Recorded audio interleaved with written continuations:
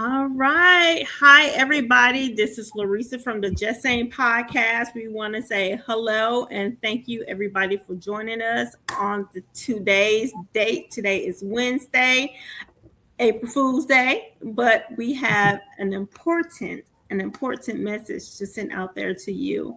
Um, Thank you. I'm Laresa Low, aka Low. I got to get my retro flair, aka, because I'm an 80s baby. This is my teammate, my look, my brother from another mother, Ferman.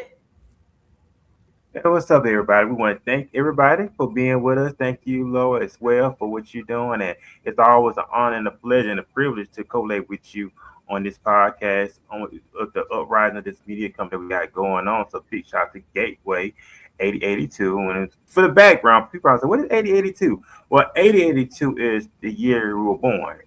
Liz was born 80. I was born 82. So, we put I'm the 8082. oldest, so I'm the older Yeah. sister. Okay, I'm the But oldest. that's how it all came together. He's a So we're baby. very well. Hey, anyway, but but you know it's all about having fun, right? And I It love is.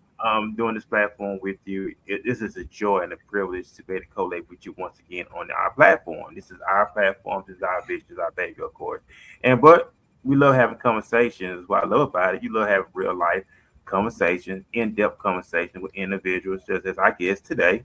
That's gonna take us behind the scenes, share some real testimonies, be very transparent, and I know that it's going to engage our listeners, going to engage our followers. So that's all I have to say. So we ready to Yes, go? yes. But before we go, I would like to say, look, everybody that is listening, looking, hey, we get a lot of views, but we need some subscribers. Don't just look, don't just view it. Go ahead, like that button, share it, follow us. We are on TikTok, we are on Facebook, we are on YouTube. Go ahead, follow us, support us. The support that we get, we are able to give it back because we are here supporting communities. We are supporting small business owners. We are supporting individuals that have that share your experiences. We are here supporting literally anyone that is able to give positivity because that's what it's all about. Positivity and walking in God, because without God and and I understand that everybody have their belief, but we believe that, at least I definitely believe that there is a higher power, and without that higher power, I would not be here. Because Lord knows, I, look, that ground could have been walking on top of me several times, okay? And I'm walking on it, okay? And out of the wisdom of an inmate from my previous employer, that is what he told me, and it has stuck with me for the last past decade. And thank him. I want to shout out to him actually, because that was the first beginning, and telling it for some odd reason he remembered me, telling me some words of wisdom and thanking me for giving him some encouragement. And he was the first one I gave encouragement to, which is so weird. So when he came back, he was like, I want to say thank you. Thank you for giving me that encouragement. And I actually found my first real job. And I was like, I could not remember him. I could not, but he remembered me. So I want to shout out to that young man. Yes, and I'm so glad. I hope that he's doing well. I'm sorry, I'm horrible with names, but I will never forget his face and his words of wisdom and his compliment. I think that was probably the best compliment I've ever received, ever, ever. So thank you. Thank you. All right. So go Man, ahead, awesome. Furman. Let's introduce our guest. Okay, man, awesome. So, like I said, here on the Just Saying podcast from Gateway 882, we all about realness. We all about fair. We all about in-depth, raw, unadulterated conversations, right? That will gauge our audience, and then our audience can relate to what I believe below that what I guess have went through experience. Or, oh, well, this person came, I know I come out too. So we're gonna start it off. So, what does it take to ride from rock bottom and rewrite your entire story? That's the question from West Point appointee to Division One quarterback, from battling homelessness in addition to meth and heroin, to now standing strong as an actor, a content creator, impacting thousands. This just isn't a comeback story. This is a true redemption. Today we're Mm. sitting down with a man who turned pain into purpose. His name is Spencer Brooks. Once again, Spencer, we welcome you. We welcome you with open arms to the Just Saying podcast. I appreciate you for reaching out to our post, not say our post, because it's just me and Larissa's thing that you responded to our post and you shared your story with me, and I had to get you on here. We had to get you on here because this is something that needs to be heard, and I know you're not ashamed at all from where you went to where you are today. So we're honored. So take us Thank you. behind the scenes on who is Spencer. Today's episode, he faced it all, and we do believe you faced it all. Now it's time for us to listen to Yes. Spencer Brooks. So the mic is yours. So go ahead. Once again, Thank me you. Well, and Love yeah, welcome you. thank you so much for having me. I'm always grateful to share my story. So I would just say, so little background. I grew up in Austin from like a upper middle class family, evangelical family. Kind of, was like the all American kid. I was always in sports. I did good in school. My sister was always on the straight and narrow path. My family, they're so sweet. They're part of the reason I'm still alive too. Praying mothers and fathers, 100%. And so, like my life, the trajectory of my life always looked very bright, and I always had everything going for me. There were really no outward signs that anything was wrong. You know what I mean? There were obviously. I was good at hiding it. I had a lot of trouble as a kid emotionally. There were some things behind the scenes people didn't know about. Just me personally, not even my family knew. So when I got into high school, I was known as like the quarterback. I was a starting quarterback since my sophomore year. I was in the PALS program, choir, just really high achiever in a lot of things. And I started getting recruited for football. And I had 3 Division I scholarships from Sam Houston State, Stephen F. Austin, and then Army, which is West Point, the U.S. Military Academy. And things really took a turn for me. I guess the first signs that were outward was my really junior, senior year. I really struggled with depression really bad. And I had a secret too, which was I was cutting myself. Ever since I was like 14, I started cutting because I had a lot of trauma that was in the dark that no one knew about yet. And, up to that point, I was really good at hiding it, externally because I was the athlete and, I was accepted and people liked me. So I could hide behind that. And really things took a turn when I was hospitalized for a suicidal, I say attempt. I didn't want to die. I was just really lost, but it was like a suicidal ideation thing. My parents were like, we have to hospitalize you because we're afraid for your life. And that's the first time, I guess you could say, things really got kind of dark for me. Within that time, too, it's really important to say that I was molested by a serial pedophile when I was 16, and no one knew about that till much later in my life. And so picture the family, the friends looking at me like, okay, where has this shift suddenly come from? Like, why is he acting differently? Why is he like a lot darker than what he used to be? No one could understand it. And so I say that to say there are a lot of little things going on, but I'll fast forward. My senior year, I signed a scholarship to the U.S. Military Academy. There's a really rigorous, um, like, application process. It's not just like other schools that recruited me. It was like, hey, you're good at sports. Do you want to come play for us? That's not what it was like. You had to get appointed by Congress. You had to do all this stuff. So I do that. Long story short, it doesn't end up working out. It fails miserably. And so if you can imagine being 18, the all-star, Mr. All-American kid, and a year later, it's all fallen apart and you're living back home with your parents and you're now a full-time drug addict and your life looks completely different. I skipped over a little bit because there's a lot of details there, but really when football didn't work out for me, that's when the switch happened, because suddenly I didn't have my identity anymore and I didn't have anything to hide behind. And so all the pain I'd been accruing over the years that I, one, wasn't even aware of, and two, I wasn't capable of looking at, all of that came to the surface.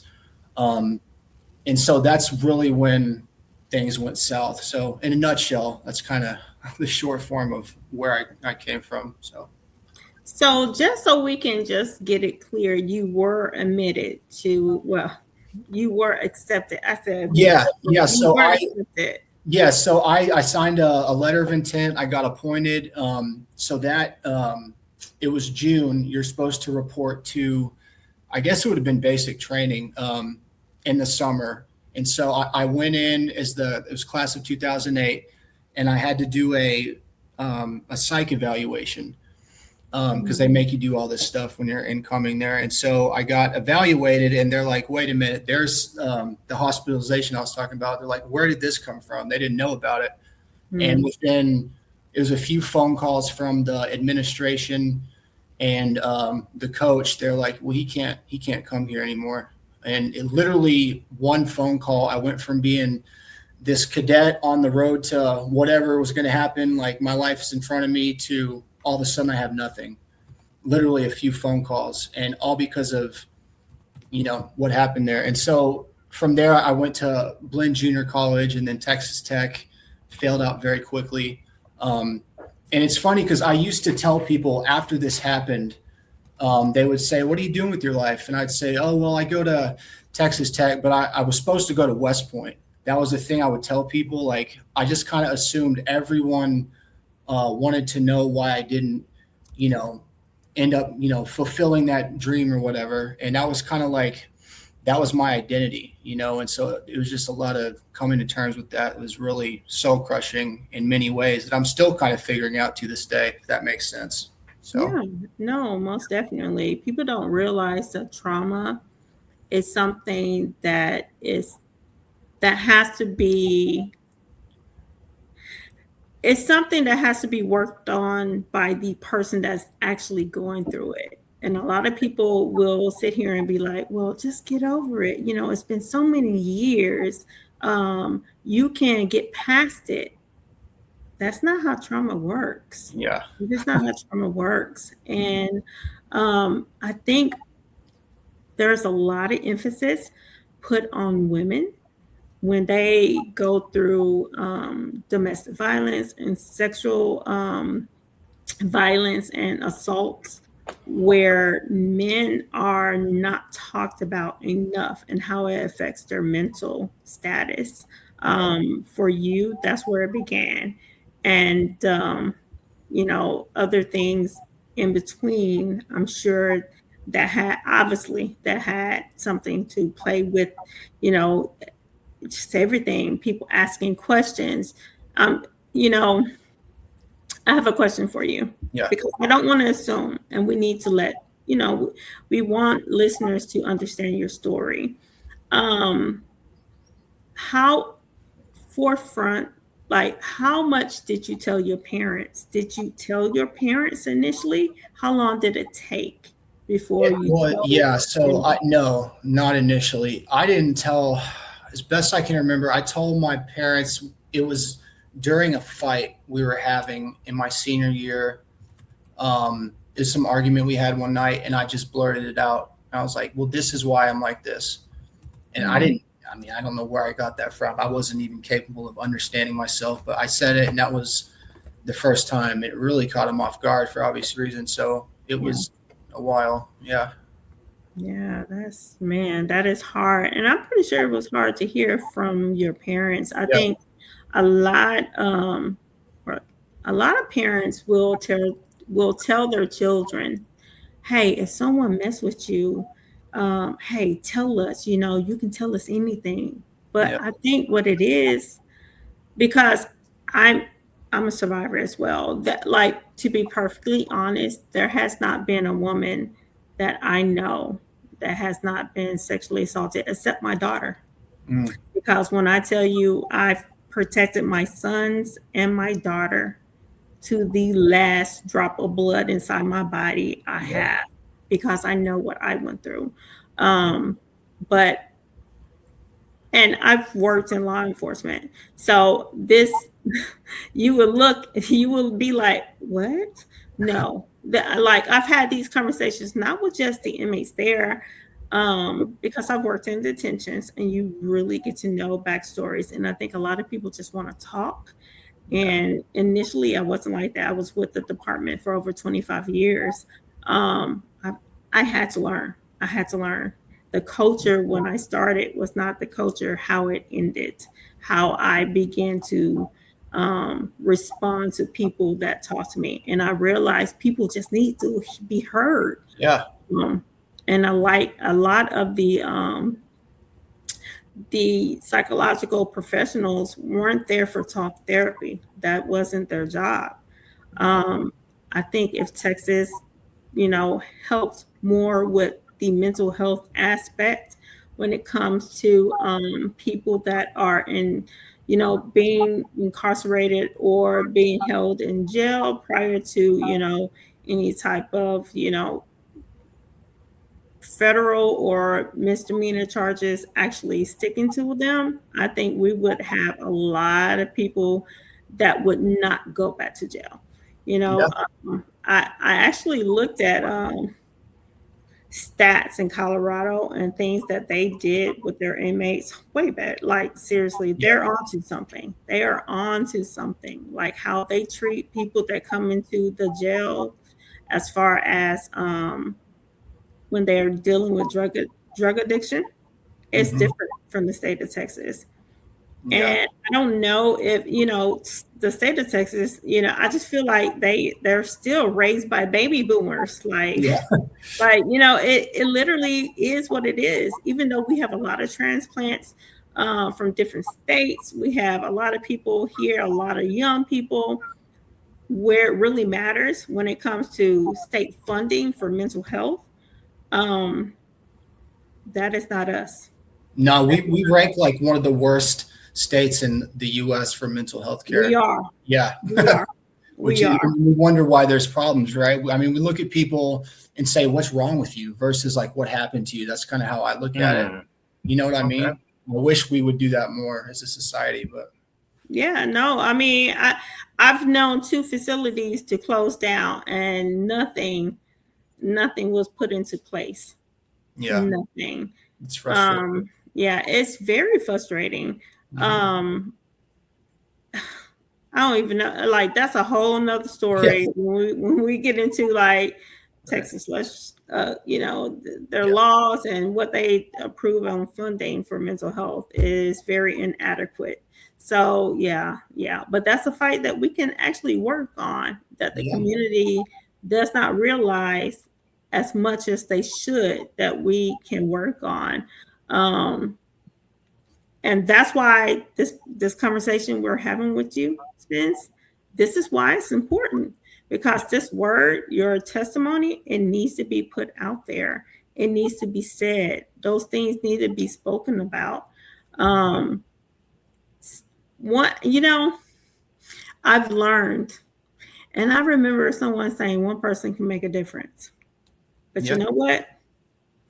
Not in all cases. And that is just the harsh reality. mm, It takes so many more people to join together right. to get the result on that scale. You got to outweigh what's going to help and what's not going to help. And I think that is how it helped. That is how things change. Um, but yeah, most definitely. Yeah. It's like that saying, "It takes a village," right? Um, Hmm. to raise a child or whatever. I've always thought, like when I was homeless, it was just so sad to see how quote unquote normal people would treat homeless people. And it's almost like you can't hold it against them because it hasn't necessarily walked into their front door, most likely, because if it had, you wouldn't treat people like that. But I think, humanizing the struggle and making it a human thing, I think we could do so much in this world. But a lot of people, for whatever reason, they're just not down with it. It's really frustrating because, Yeah. it's like if your son or daughter was on the streets, you probably wouldn't spit on that homeless guy or step over. You know what I mean? And so it's getting people to like really see the human side of others is something I'm really focused on. I really have a passion for. It's hard though. Yeah. No. Look, I'm with you. Like, I, look, I've cried so many times and wanting to make a change, and I just felt like, where do I start? And Yeah. I've tried. So, crying does not. It's so funny because I never cried ever when I was younger, but I find myself crying more in my 40s than I ever did, and I wonder why. Like, Wow. why? And now I know why. I know why. Um, this world is messed up from people that do not realize and have not tried to make a difference on the human side of things, Mhm. and that's what we need to do. And I commend this generation now, because this generation, they're not playing. They're Yeah. out there. They're speaking their mind. We were always told to shut up. Right. The 80s babies was always told to shut up, suck it up. Yeah. You could get bullied like who cares? Yeah. Like the things that I was told when I was a child, I was called a wetback, a burrito eater. I was called Okay. everything. So the only thing that I knew was these. I knew Yeah. this. This was all I knew. I didn't know anything else. So it was rough. Like, yeah, it was rough. So you look at a girl like me, like a woman like me, and think, oh no, that's really. Yeah. Oh yeah, I had to fight my way up, but that was how I was raised, and a lot of people look at it as a masculine trait, but it's a protective measure. Yeah. When you have to protect yourself Yeah. mentally, not just physically, mentally, you have to protect yourself. So I definitely get it. I know you had another question. Um, go ahead and ask, because I know it's itching, because I know that question that look, it's right there on your face, because I know you're my partner, so I know you. Go ahead. Right. Yeah, I mean, I was just thinking about with Spencer. I know you mentioned he was a quarterback, and we Yeah. know that the quarterback is the most glorified position in football. But at the same time, that you were dealing with a lot of things. I mean, did your coaches see any signs in your teammates, or how did you really just cover? Because a lot of times we be smiling on the outside, but once we Yeah. get along, we go right back to that reality. Yeah. Did they see? I think a lot of people didn't want to see, quite honestly. Okay. I think to the trained eye, especially, signs were there, and I think it was. That's the thing, man. It's a double-edged sword, because the expectations people have for you, by omission or commission, it's just for a kid, because that's what I was. It's not really fair, but it's not their fault. Like, that's just what goes with the territory. But yeah, I mean, I don't know. I think about that a lot. I think everyone was doing the best they could, but who did see was, I had a Spanish teacher, Coach Castro. He was a soccer coach too, and he was. Well, I'm not going to put his business out there. He understood. He's been there himself, and so Mhm. he saw, and he would always, he would never like spread the gospel to me, but he was always kind to me. He would always be like, "Hey, if you're struggling, you can talk to me." So little things like that were very helpful. But it was almost like, well, that's Spencer. He doesn't have problems. He doesn't struggle because he's the quarterback. There's nothing wrong with him. Quarterback, nothing wrong with him. Yeah. Yeah, And right. I would come to school with cuts on my wrist, and it's almost like Wow. no one ever asked me. I don't think anyone was like thinking was like that anyway, but there were a few times I was in crisis and like people knew something was up, but it was never really, I don't know how much of it was we're just not going to look at it, or how much of it was no one cared. I don't know. So Yeah, I just think, what is your age, Spence? I gotta ask that. I'm 35. How Oh old wow, young man. 35. are you? A millennial? Yes. I'm a Okay, millennial. so I do have to ask: Mhm. are your parents baby boomers? Yes. Okay. Yeah. So I think that is probably one of the reasons why, Yeah.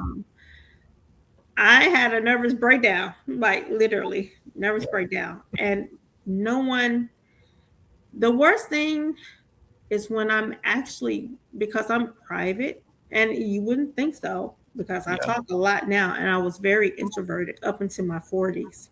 Um, and I can speak now on that, but I took care of everybody and everything. No one ever asked me. And then when I actually said it, no one believed me. Yeah. Felt like the judgment was on me. There was so much judgment on me.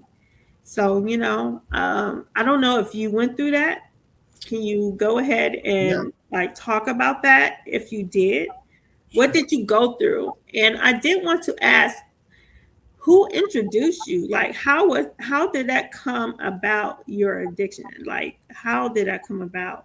Yeah. Besides, I mean, because the cutting was one thing, was that something that um that you like, you just felt like, how did it come about? Like both situations. Yeah. First I'll say my family has done. They've gone above and beyond for me. It's not so much that they didn't ask. They were, absolutely worried and did everything they could. They took me to counselors and they absolutely cared. That's So it's good. not so much they weren't looking, just the outside of the family. But the cutting, I don't even know, man. I just one day when I was 14, I was really sad. Um, Sorry, I don't know. I just, for whatever reason, I tried it and it felt really good, and I didn't feel sad. For I don't know, man. There was no one in my life who was doing that. No one had ever told me about it. I mean, if we want to get spiritual, we could go that route and say maybe there was a darkness there that introduced. I don't know, but that's how that happened. But the addiction thing, again, I didn't drink or do drugs or anything in high school. I just one day, and again, we could go the spiritual route with this, but No, one day, it's your story, Spence. Do not feel yeah. like you have to hide anything. Well, so, okay, Unless you so don't want to. You no, know, no, I'm it's very open spiritually. I'm not even sure completely what I believe, but I definitely believe in a higher power and good and evil and all that. But one day, shortly after, quote unquote, everything fell apart, I just had a friend who randomly had oxycodone because his family member was sick and she had a bunch extra. And he's like, "Hey, try this." I was like, "All right," and I tried it, and I was like, "Whoa, this is the missing puzzle piece to my life," and that's how it started. And it's so weird, man, because it was like one day uh, the world fell apart, and like 2 days later, I just happened to have this substance in front of me that completely made it all okay. And that's why I say the spiritual thing. It's almost like there was something waiting for me to fall. You know what I mean? And so, yeah. And then from there, just once I started doing opiates, it was all over. I quickly graduated to heroin, and the rest was history. So, okay. yeah. Okay. And so at that point, how was the recovery? You mean after like getting Yeah, into recovery? after the rehabilitation, like Yeah, yeah, intervening. Because at that point, especially the transition from, and I'm gonna say what these kids say, the pill popping, because we've seen so many young people die hmm, from, you know from taking overdoses from pills. I yeah, mean, that is what it is, especially Xanax. They don't realize, benzodiazepine will like literally give you a seizure yeah, and you will die. And this is, considering I wanted to be a PA years ago, I've did a lot of research. Opioids, I did not initially think that it would be a problem if you were to go cold turkey, but it will cause cardiac arrest. yep, It can cause cardiac arrest and you will die. yeah, So, and you're not supposed to take no more than 4 grams of Tylenol a yeah, day, okay, because you will have some serious liver issues, yeah, that will lead to, pancreatic issues. So, yeah, so, yeah, yeah, so, I do understand that. But back to the question. Yeah. So coming really what kept me on it for so long is like after a while, obviously you become physically addicted to it and you're not so much doing it to get high anymore. You're doing it to not get sick. Right. So the withdrawals from heroin are just awful. And I was using needles at that point. So it's even worse. But coming off of it, and I've been in rehab 7 times. So I've been through this 100 times. Coming off of it. The last time I was cold turkey, and it was probably more dangerous than I realized. But usually I would use they have stuff like methadone and Suboxone that really helped, like in a medical detox setting. But the last time, I just was like, I have to do something. And I was doing fentanyl too at that point, which added a whole nother thing to it. But so you were on the stuff in the Purdue area. Oh yeah, right then. They were giving you straight opioids, probably they were giving you like the stuff that they were basically giving heroin. Yeah, it was, and what's so crazy about that is none of those people, no one went to jail for that. They just paid a big fine, which is so evil in my opinion. Went out of business. That is crazy, because even though people would eventually start off taking medications on just a normal level. You can take 2 pills, and this is just how pills work. If you're on them for a very long time, let's just say you're taking 2 pills, I don't know, 3 times a day, BID. Let's just say that. You say, let me just put it in layman's terms. Okay, so if you're taking 2 pills every 6 to 8 hours, right? Guess what? You're still gonna go through withdrawals. Right. You're still gonna go through withdrawals. Now, I'm not fond of methadone, because I feel like that just switching one drug to the next. It's worse than heroin getting off. Yeah. So the smallest dose of Suboxone will probably be the best. Yeah. When it comes to medications, it's a patch. And you will still probably feel some stuff, but it's the best to not like completely die or feel like you want to die. Yeah. And so I'm so glad, because that is the biggest, when I tell you, I'm so glad, Spence, that you are doing so well. I am. And we are very proud of you. We are very proud of you. And I'm sure you have heard that. Add us to the list. Add us to the list, Laresa and Ferman, because that is something hard. And we've seen it. We have seen people go through relapsing and just withdrawal on another level. Another level, especially withdrawal without medication for the first few days. And that is the most dangerous, and that is the hardest. That is the hardest. The first 3 to 5 days, oh my God. Yeah. They're sick to the point where they are delirious.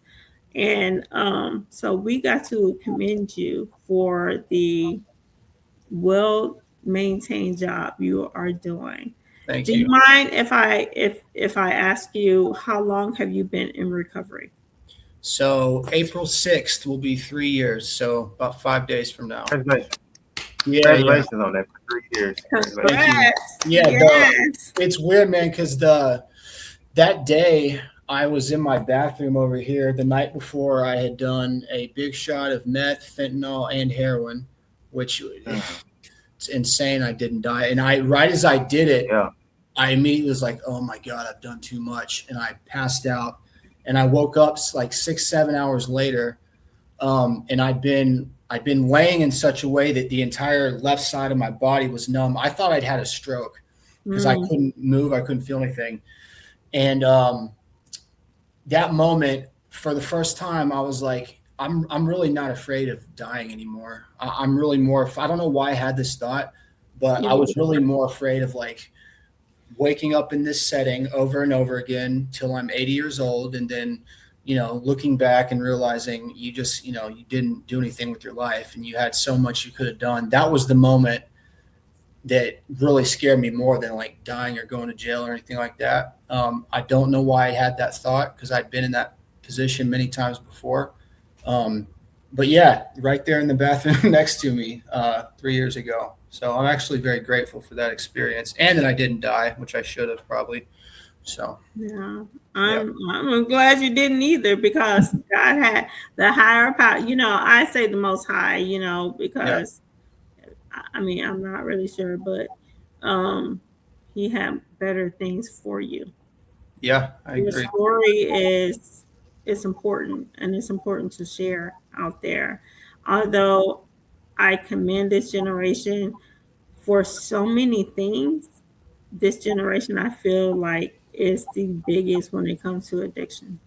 Yeah, It is the biggest because it's it's simply everywhere and so accessible. so much Um, stuff, so much newer stuff than even like 5 years ago that I didn't even know about. It's all over the place. Man, my children and I are super honest with each other, and my daughter she's kind of getting into the medical field right now. She is in the medical field and not kind of, but she was telling me about some drugs. I was like, huh? And she was telling me like the street names. I was like, what is that? Yeah, And she was like, it's this, mom. I was like, really? They call it that? yeah, What is that? And I was like, oh, okay. Like things have changed. hmm It is not the same. It is not the same. While I was working at the jail with Ferman, a lot of inmates had gotten a lot of. I don't know, Ferman, if you knew this or not, but as a supervisor, I knew it. But there was a lot of drugs coming in, yeah, especially through the mail. It wasn't just K2; it was PCP, meth, you name it. It was a yeah, lot of stuff coming in. But the only reason why they found out is because I think officers passed out. I almost passed out because when I smelled it and it was K2, yeah. it was smoking it. I I didn't know what was going on. I was like, "What the heck?" I knew it was smelling smutty, a funny smell, and I knew it was a drug. I just did not know what it was, but I almost passed out. Wow. I was like, "Whoa!" Yeah, I yeah. was like, K2 is insane. That stuff "Oh, is. yeah." I don't. Yeah, I almost passed out. So good thing the department picked up on it really quickly.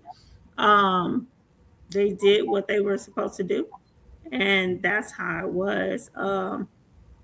They have really lowered that, and like I don't know if they're I'm not there anymore, but um, I know when I left they cracked down on that super fast. Yeah, Like no, like inmates were passing out as well, so I was like, oh my god. So I will commend them for sure. that one thing. I will commend them for that, for taking care of that business because that was very dangerous for everybody. Yeah, well, if someone dies in custody too, you never want that, right? So like, I have. Oh man, you got a couple agencies that Yeah, is like doing that, look mhm, investigating that case. So yeah, no, they don't want anybody to die. right. Trust me.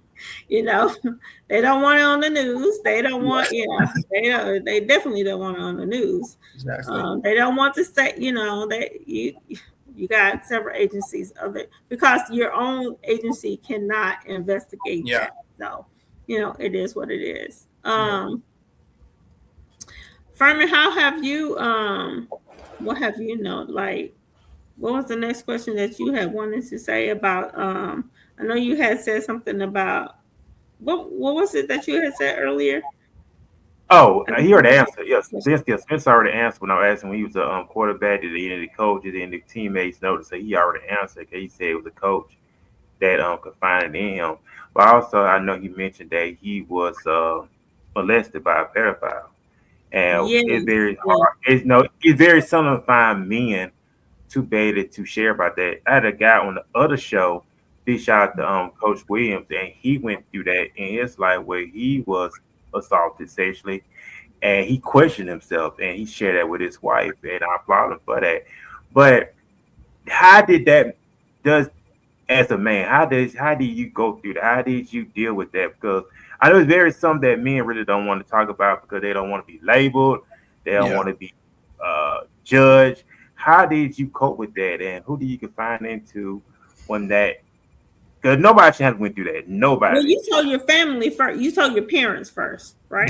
I told them like a few years later, and it was just this happened, and yeah, so it was never a sit down and process it thing. And I after that, I told a few guys at the first rehab I was at, but I never talked about it. And quite honestly, I didn't even start processing that until about a year ago when I've been in Mm, therapy for 5 years, but weekly for the last three. And I didn't even start processing it till about a year ago because I couldn't access those feelings or those memories. I just every time we would try, I would just shut down. And so, um, yeah, but it really affected me. Not so much in a like I have nightmares over it way. It was more of like it just takes a piece of your soul, especially as a child when you don't know what it means. And I think the thing that hurts the most is I didn't know I could like fight back. I didn't know I could, for whatever reason, I didn't have the automatic response of like, what are you doing? Get off me. Like I didn't think I could do that. And so there's a lot of shame with that. Yeah. Um, you People know, don't talk about that. That's yeah, it's, but at the same time, like we don't know what we don't know, right? And I had to be able to start showing myself grace. And yeah, I'm still figuring out little ways it affected me. Relationships, I don't really trust people at all. mm, It's really hard for me to relate to people who I don't know because it's like and especially when I was homeless too, once you see like how the world is, at least from that lens, it's like what a lot of people are really capable of. So why would I ever open myself up to anyone? I don't know if that makes sense or not. Oh yeah, yeah, most it makes sense. definitely. It makes sense. I agree. It makes sense. It really does. And Yeah. just hearing your story with that and coping with that. I mean, because I know pedophiles, they'll start grooming you and manipulate you and stuff. Yeah. And there's always somebody you may know, right? Yeah. So how it just started with just the grooming, and then it just led off to that, and because I know that's a tough thing to talk about and to deal with. Yeah. So it started with, and I got to grab my charger. My phone, my computer's dying, so I'm going to No, talk go over this. ahead. Go ahead. So it started. I was 15 when it started. I met this person to do professional headshots Oh wow. for There's some always a acting work I was photographer. doing. This guy had posted that he was a photographer and he did headshots. So I found him online and Mhm. I got his work and I didn't know any better. He appeared to be very trustworthy. And over time, he just started making advances towards me, like asking me to hang out with him or buy me dinner, Mm. telling me, you're going to be the next, star or whatever, kind of gaining my trust. And I would go to his house some nights. When I started getting a car, I would start to go over to his place, and then he would just start making comments about my body and, hey, if you want to be an actor, you got to do like gay porn. That's what actors do. I was like, what? What are you talking about? And at the time, I didn't think anything of it because I was a child. Yeah. Um, yeah, and then one night he just gave me a drink of Sprite, and it was Like, tequila. Forget what kind of tequila it was, and I just woke up on his floor with no clothes on, like hours later, and that's how it happened. And for whatever reason, I didn't come out of that like, oh my god, this just happened to me. I came out of it like it didn't happen. I just kind of left and went home, and I didn't even think about it for a long time. That's how much it affected me. It's almost like I just blocked it out. I Mm, didn't have nightmares about it. I didn't. And the crazy thing about our brains, I've learned, is your brain protects you in moments like that when you can't handle something. You Okay. dissociate. Yeah. I dissociated, and although I didn't remember it consciously, the scars were still there. That's why I started kind of going down the road I went down. So it was always there. I just wasn't necessarily conscious of how much it affected me, if that makes sense. Yeah. Oh, most definitely. In my situation, it happened when I was 5 years old. Mm, I remember it step by step. mm, Like, there's nothing that I do not recall about that situation. It was my brother and I, and I was watching him, but my mom had her trusted friend watch us. Um, he was just supposed to be there for just a moment. She literally came right back. That's how quick things can happen. And I remember because my mom taught me to cook early, and I was like, "Oh, this is my little brother. I gotta feed him because he was hungry. He was always yeah. hungry." So I was like, "Okay, well, let me make you something." And then I remember I was standing on top of a chair on the stove because I was short, and I remember him saying, "Hey, Lo, um, come here. I need to show you something." Mm, And he wasn't the only one in my lifetime. Let's just put it that way. It yes. was someone else as well. Someone else, my stepfather, Mm, um, on more than one occasion. And so it's so crazy because I didn't share that until I was in my 20s. That was something I definitely blocked out in yeah. my teenage years.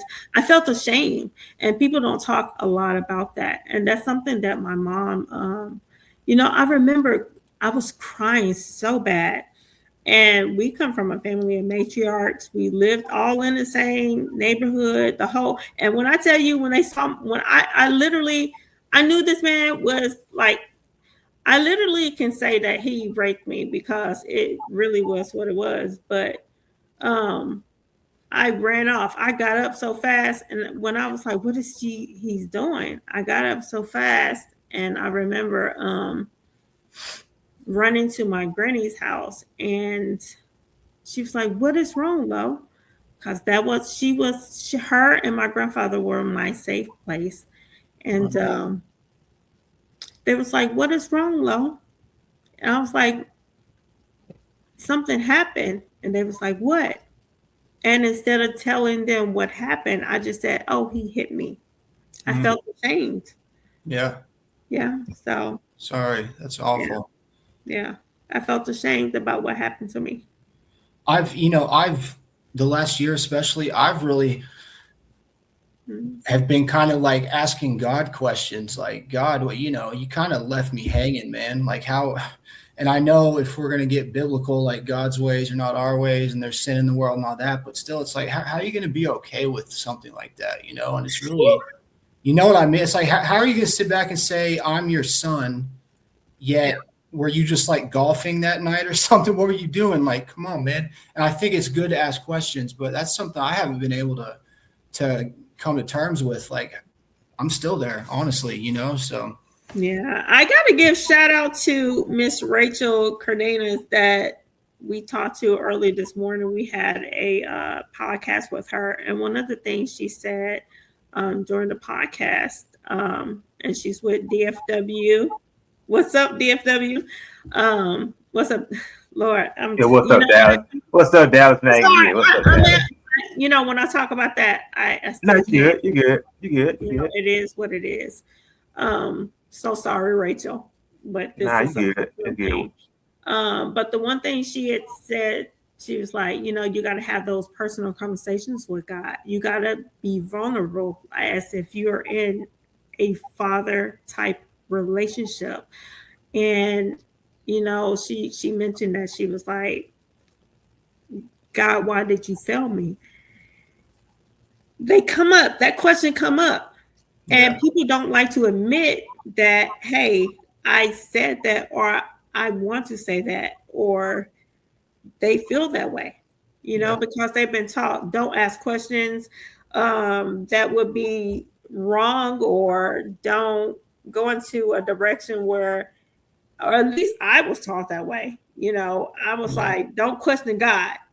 Don't question God. But, this here whole whatever don't kill you, make you stronger. That's not always true. Yeah. I Yeah. don't believe in that. I Hell agree. no. I mean, if we look at what the Bible says too, there's plenty of times people have questioned God. I think like growing up in church for me, no one ever directly said this, but I kind of had the idea that, yeah, we don't ask questions and we Yeah, just kind of go with the flow. So, yeah. In so many words, you're right about that. It really is. On that note, and I do have one. I do want to ask you this, Spence. What When did you knew at that time of your life that, hey, enough's enough and it's time for me to change? When was that breaking point for you? Say, you know what, I need to get out of this and just get my life back in order. yeah. So really, when I was telling y'all about being in the bathroom, that's the day it started. I just decided that I had to try something different. I guess I didn't have to. I wanted to try something Okay. different and just give myself a shot at life. And I immediately jumped into recovery, 12-step meetings, things like that. And those were helpful in the moment, but therapy was the big one for me too. Like the longer I got into therapy, the more I wanted to stay on that path, because I started to see how, okay, my thinking and my feelings are starting to change. Maybe there's something to this. So really that moment, was the one.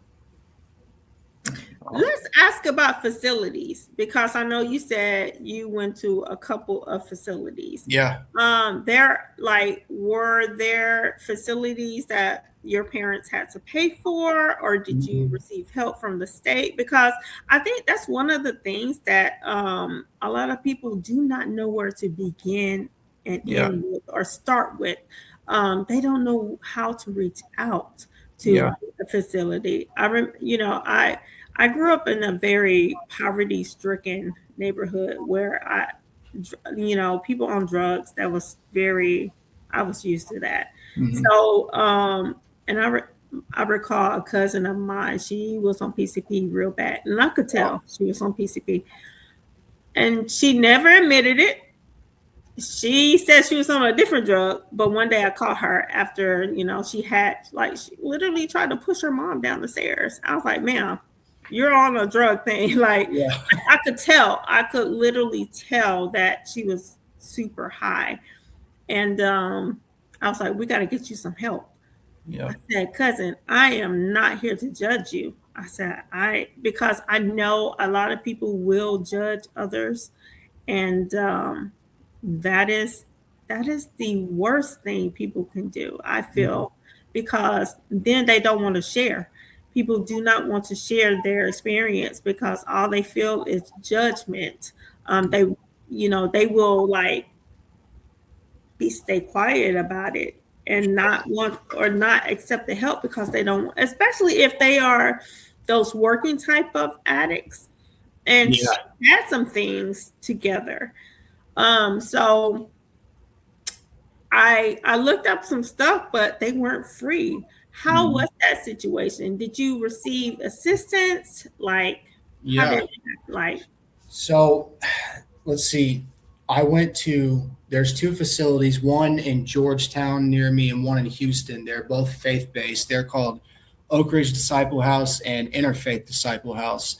They were completely free because what they do is if you can't pay, that they still let you come. If you can pay, it's $600 a month, but they accept anyone, and they really played a role in saving my life. So I went to there twice, both programs. So that's four.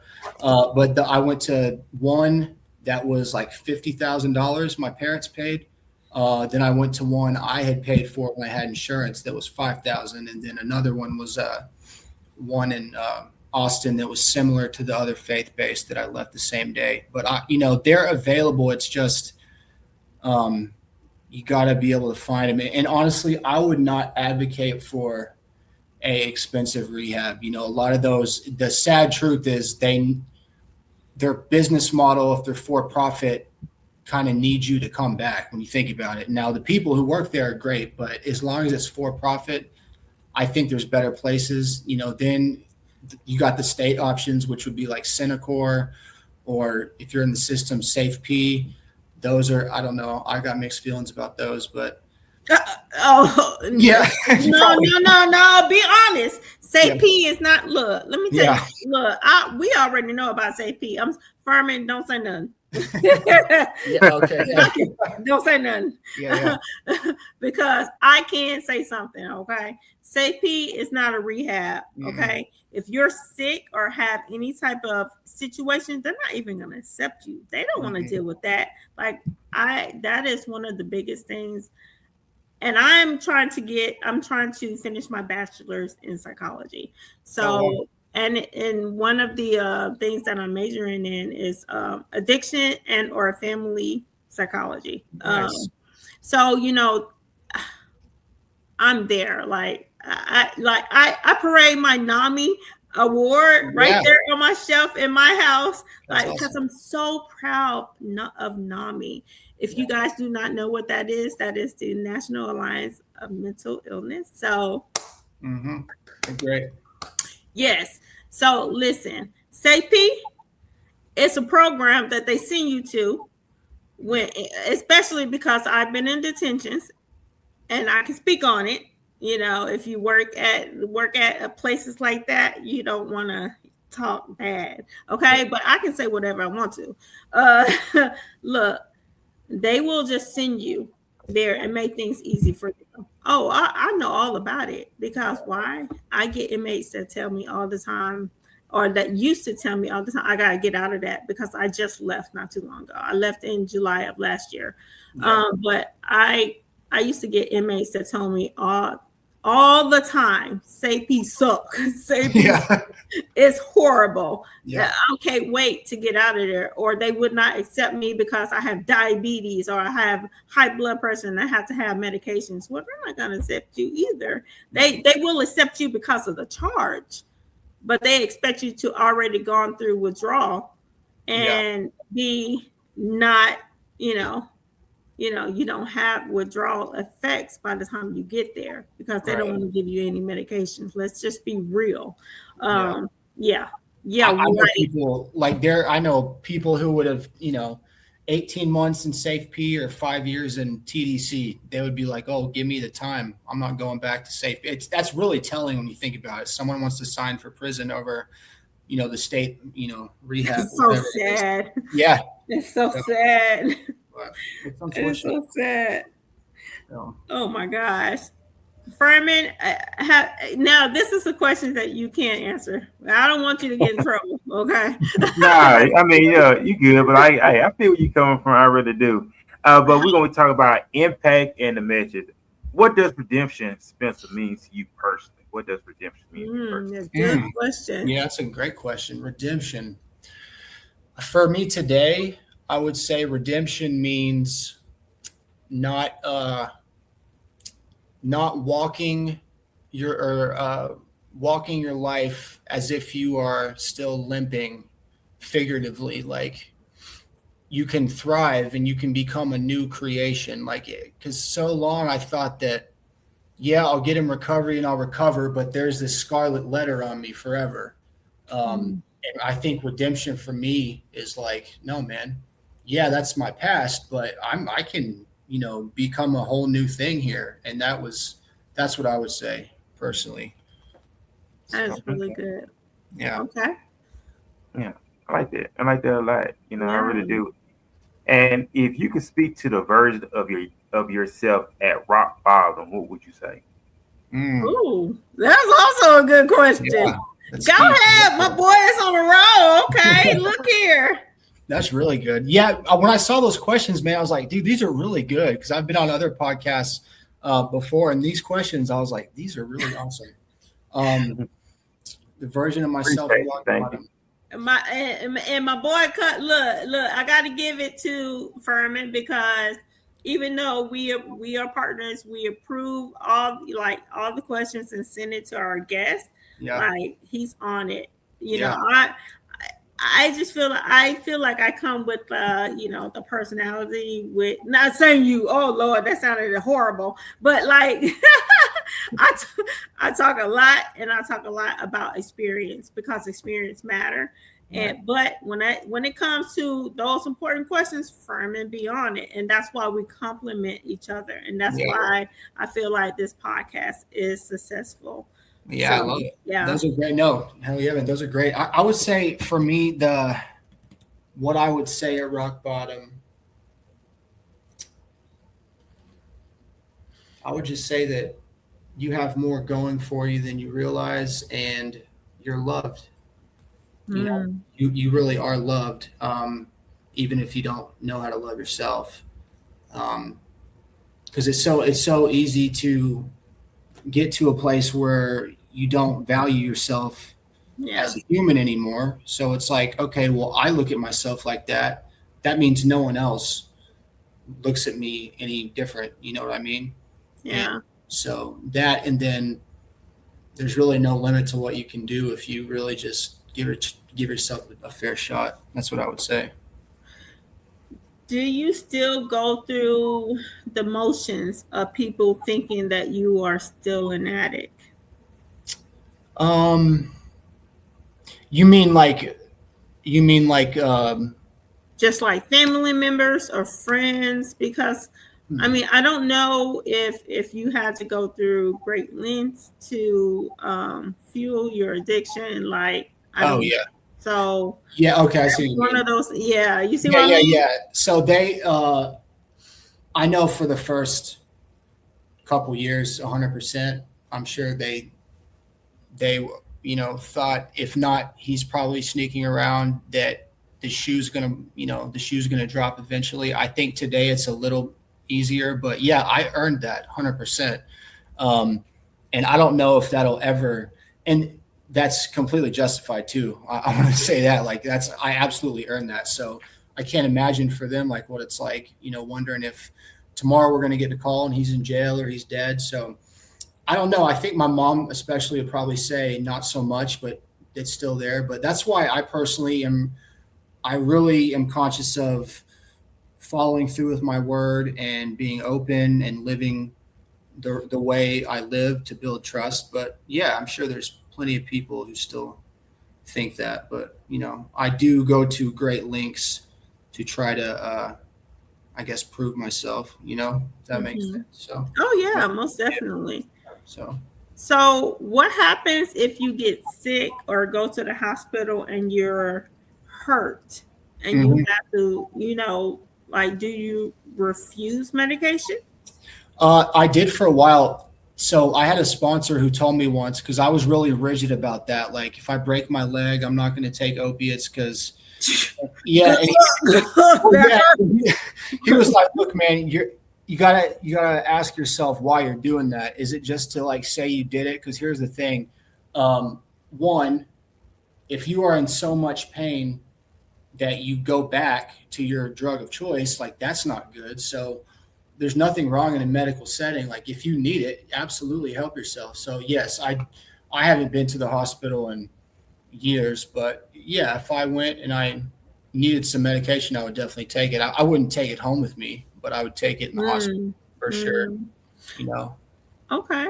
yeah. Or just, do you think that I personally think that having someone that you trust, for Hmm. those that are recovering, that are injured, um, have them safeguarded. That Yeah. is also a good idea. That way you're able to receive the medications you need without becoming addicted. Without, hey, here, I just need to take one, but I think I'm gonna take five. Okay, Right. you know. Yes. When I say take it home with me, I mean, like, by myself. Like, if I needed to, I'd absolutely say, "Hey, can you hold these for me?" I think that's a great thing for Yeah, sure. Yeah. yeah.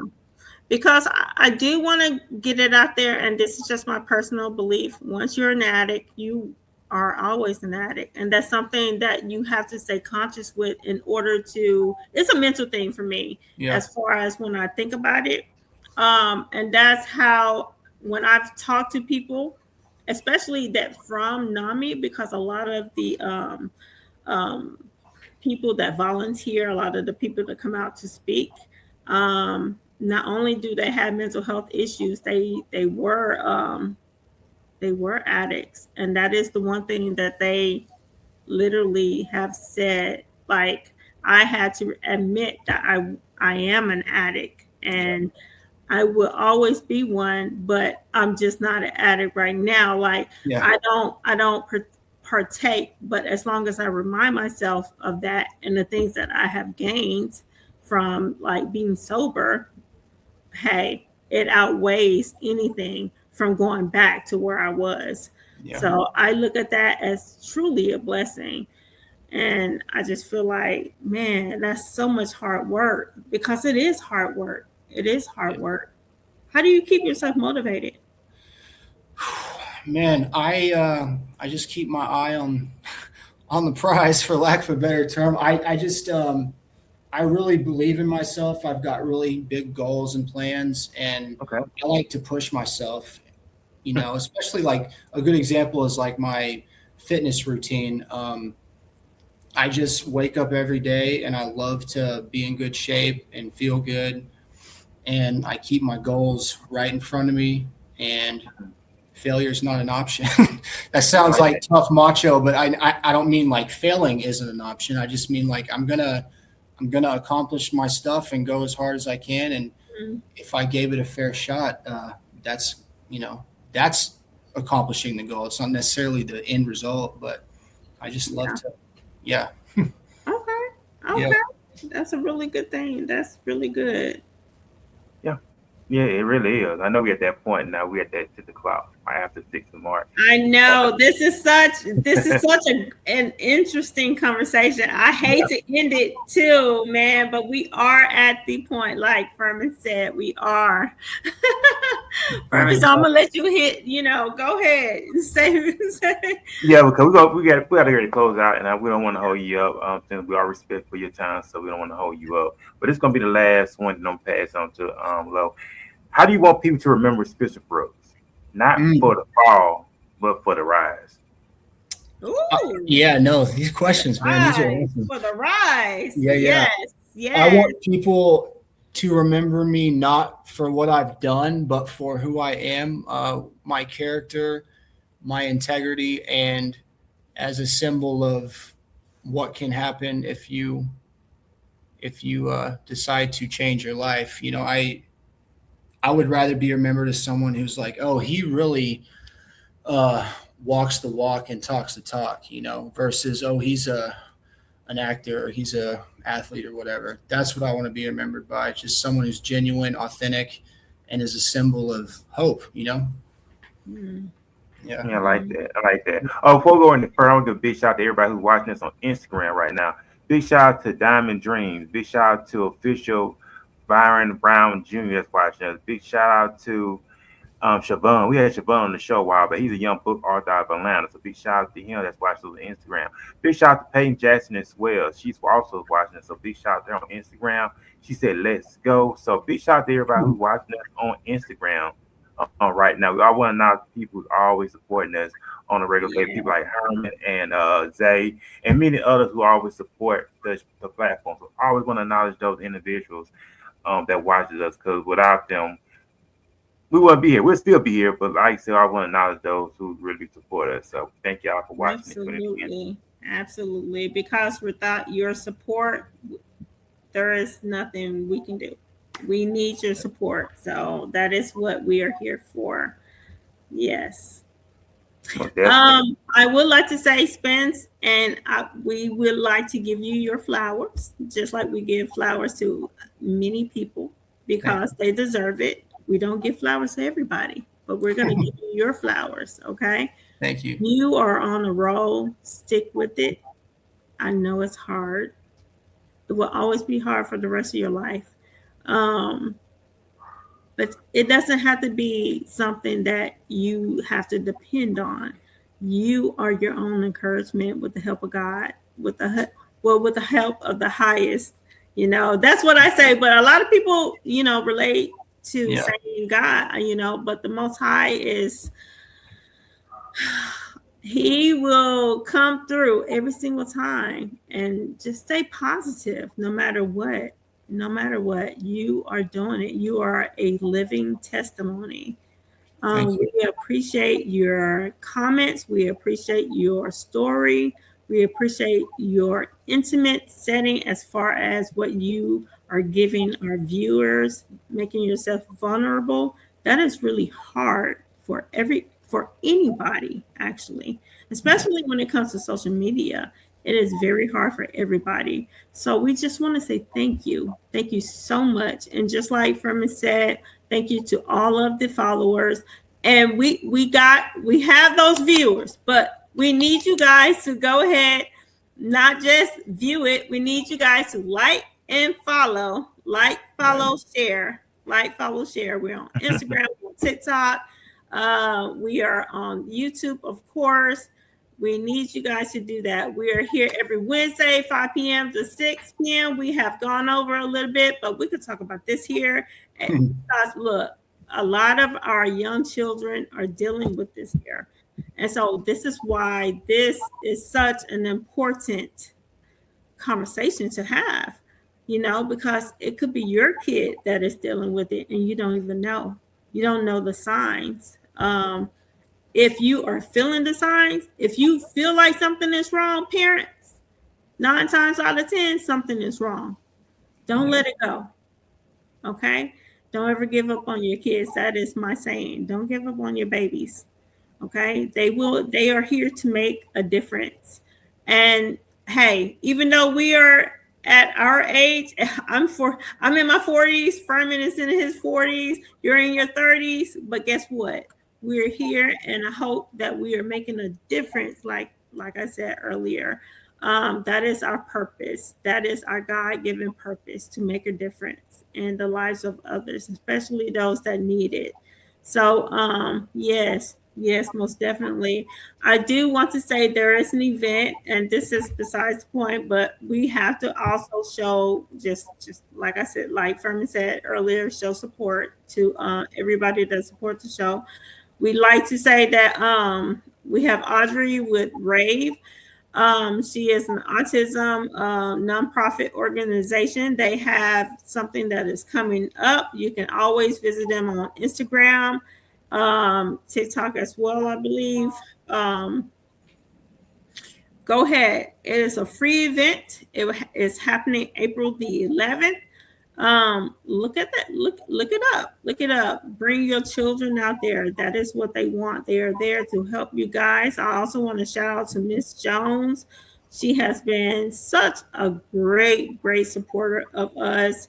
We want to say thank you, Miss Jones.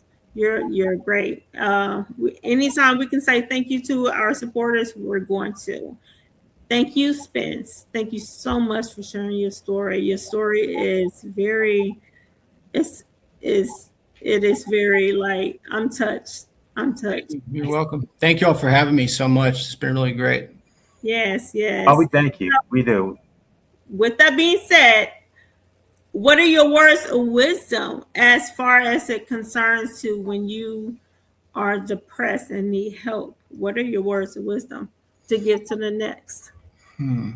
Words of wisdom. I would say find your purpose, find your meaning, whatever it is whatever, like if you could wake up tomorrow and whatever makes you excited about life. That's been a big thing for me, Find your purpose, and once you're aligned with that, in my experience, a lot of stuff will figure itself out. Wonderful, Yep. wonderful. Yeah, that's what's up right there. It really will. So man, sure y'all listen and find y'all purpose. We're about to go let y'all go. We want y'all to enjoy the rest of y'all Wednesday. I know everybody said it's hump day, the middle of the week. Enjoy April your Fool's Day. Oh yeah. April Fool's Day. April Fool's Day. It is the month of April. You know what? I gotta give a shout out. I gotta give a big shout out to the month of April. And really I gotta give a big shout out to the month of April because this is my birthday month. April 23rd. Hey, look, April someone told me 23rd. that you can't say "hey" no more, but I'm gonna say "hey." April 23rd is my birthday month. So I'm looking forward to turning the age of 44 by the grace of the Most High, of course. So I'm looking forward to it. So Spencer, we do thank you. Sir, I do give you your cigars as well. and just keep it a great work. You can also be to follow you on Instagram. So head on over to Instagram, follow Spencer. The name of your Instagram page is hard. Help me say it, Spencer. I don't want to butcher it at Hard all. Knock Gospel. Hard Not Gospel. Y'all head on over there right now. Follow Smith with all the latest updates that he got going on. It is cross stream, so y'all go ahead right now. It is free. Go ahead, get on Instagram. Follow Spencer Brooks right now on Instagram at Hard Not Gospel. All the information, updates that he got going on. I know you're a content creator. I know we didn't get to that part, but you've been a content creator, and actor, and everything. And you do have a YouTube channel as well. So go ahead and put your YouTube channel in right quick also. Yeah, it's here. Can I put it in the chat? Yeah. They see Yeah. Yes. It's gonna be easier to put it. It's Spencer That's fine. Brooks Auto. Yeah, it's I started it about a year ago and it's started to get some traction. So yeah, check me out. I got a bunch of different stuff on there. So And awesome stuff. So y'all head on over that. Matter of fact, I'm finna copy now and put it in the comment section so everybody can go over there and follow you on YouTube as well. Also, and like I said, Spence, we do thank you for answering me and Lowe's posts on social media by coming on. We do appreciate you for that. To take time out your schedule to do that. So it is in the comment section. So head on to YouTube and follow Spencer on the YouTube channel. He has a lot of major followers on there. A lot of awesome content, uplifting positive content on there. So you would never be disappointed, ladies and gentlemen. Y'all head on over there right now. Lo, do you have anything else you want to share there before we get it off? I hope we have a part 2 of this here because I feel like this conversation is not, it cannot be spoken in an hour.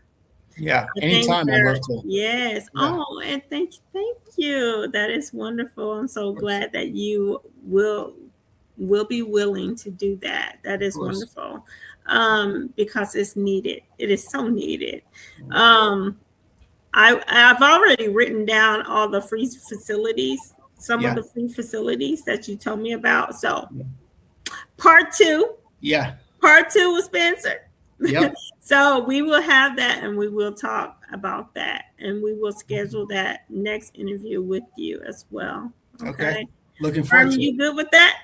Oh yeah, we love. I am down for the call. Like Nike just did. We'd love to have you back on here, Spencer, to get more into it. That's why we love doing these platforms, these shows. Yeah.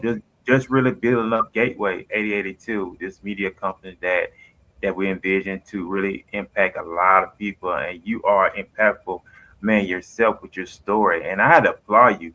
And you're not ashamed to share your story. A lot of people wear masks, man, and they walk around like they all got it together and they don't got it together. But that's why I love being in correction. I've been in correction since 2012. Being a correction officer, it teaches a lot. It teaches about being patient. It teaches about being honesty. It teaches about honesty. And it also teaches you about main thing is having mercy and grace towards the individual that we come in contact with. Right. Never look down on the individual, right? You always want to build it in. So I'm telling anybody, and a lot of officers, they look down on these individuals that's incarcerated. You got to realize you're only one step away from being the same uniform that they're in. Yep. Can't tell you how many officers I've seen locked up. Like seriously, I've even had my go with my city. Like it was resolved. Trust and believe me, it was resolved.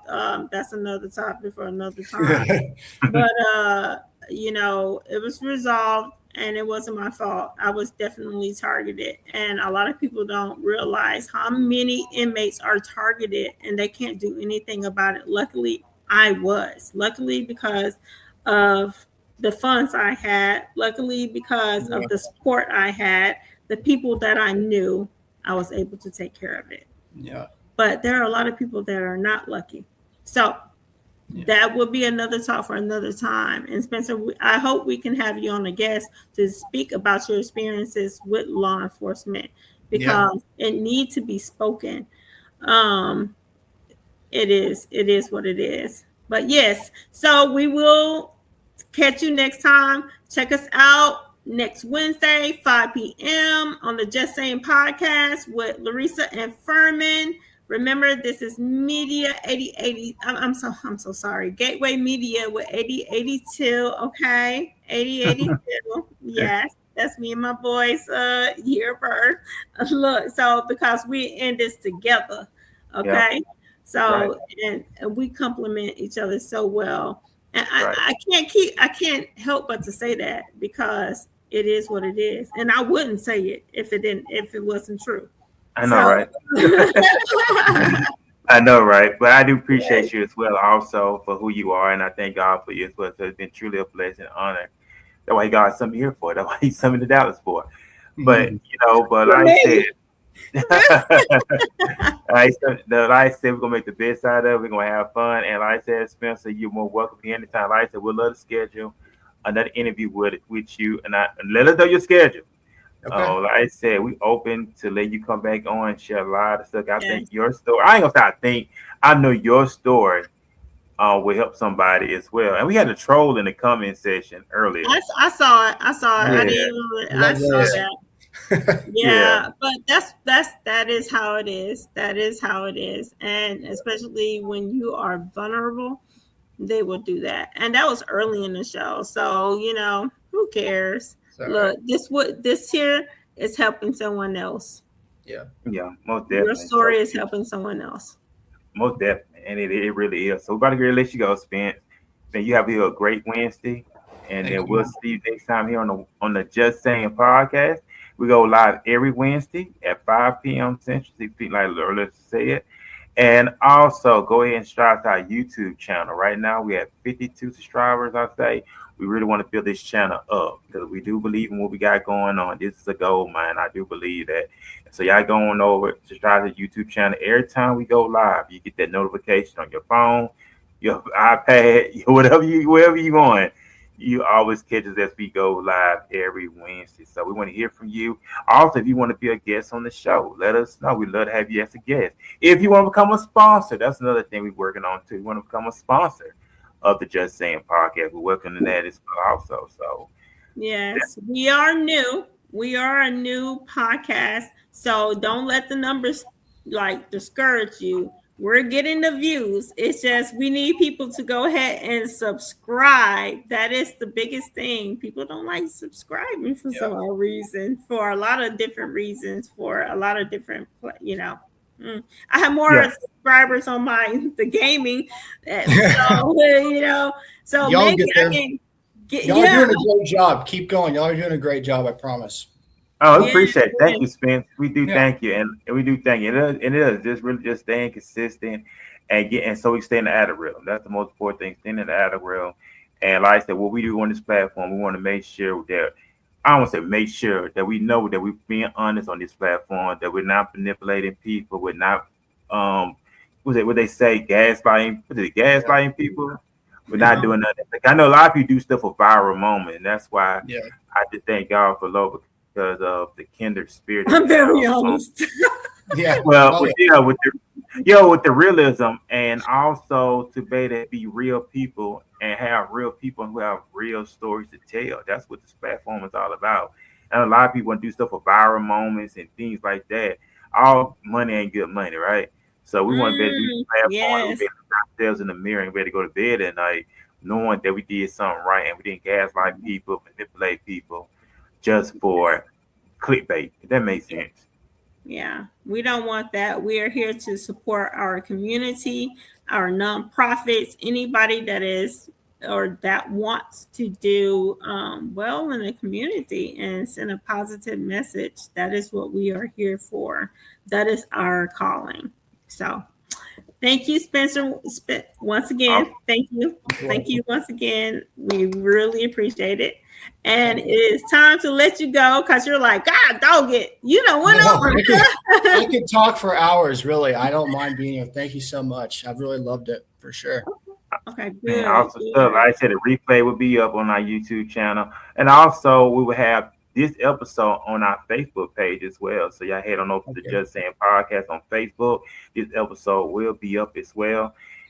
The reels, the clips will be also up on YouTube also after we done with tonight's show. So be on the lookout for that. We're gonna be returning April the 8th. We'll be back next Wednesday. Matter of fact, I guess it's out of Pine Bluff, Arkansas. They have an upcoming AI HBCU event coming up, and he's going to be talking about that as well. So big shout out to Pine Bluff, Arkansas. We are reaching out a lot of Yes, people on yes. love. We get a lot of love from out of state Nice. interviewers. We need more like in Texas, like we need more interviews from people from Texas. This is our home. So our home is the heart. I know Ferman isn't a native. I'm a native, but look, our home is the heart. Okay. So we need you there. We need your support. Okay. We need your support. Yeah, Yes. most definitely. So big shout out to the state of Texas. A big shout out to Austin. I know you're in Austin, Spencer. So big shout out to Austin, Texas. We had what we had? We had Shavani Adams. She's out of Kansas City, right? Yeah, I think Kansas City. So big shout out to Kansas City, Missouri. So we have a lot of people from out of state gravitating towards this platform. Big shout out to Miss Jones in Fort Worth, Texas. Big shout out to everybody. So yeah, we are on and popping. So we out this thing. Man, y'all have a great night. See y'all. Peace. Wait, before Go you ahead. leave, if you are interested in joining the podcast or getting an interview, you can always email us at justsayingpodcast at outlook.com. That is our official email. So just go ahead, shoot us an email. We will respond to you within 24 to 48 hours. That is our response time. So if you are interested in it as a guest, hit us up on that one. That is the official email. But hey, look us up on Facebook, Good night. Instagram. That is all of that is up for grabs. So, but that is the official email. And Just yeah, podcast at outlook.com. man, awesome stuff. And also, I will be back Saturday on the other platform this coming Saturday at 11 a.m. So y'all better check that out. All that's on the Gateway as well, 8082. So all this under the same umbrella. So we are looking forward to what we got going on. So y'all go ahead and get an interview in. Email us, and like Alo said, we'll get with you within the next 24 to 48 hours. We'll make it our best to do that. So most definitely. And I'm always up all the way. So I'm always up working and grinding anyway. Because I work at night. So I'm constantly working while I'm at work when it comes to the platform. So hey, the vision don't stop, right? So still gotta keep putting the work and keep grinding. So we're gonna let you go. Oh, we got a comment. We got a comment. Oh no, that's me. I'm just putting up the podcast. Oh, Okay, cool. look, I can't spell. Add that K to that Outlook. Okay, Outlook. Yeah, okay. Yeah, so y'all head over to the Just Saying Podcast at outlook.com. Email us right now, and we'll love to respond back to you. So, Yeah. all right, so we got this down. We're going to let you go, Spence. So, we got this thing. Thanks, guys. And y'all have a great night. Peace, everybody. Bye. Peace.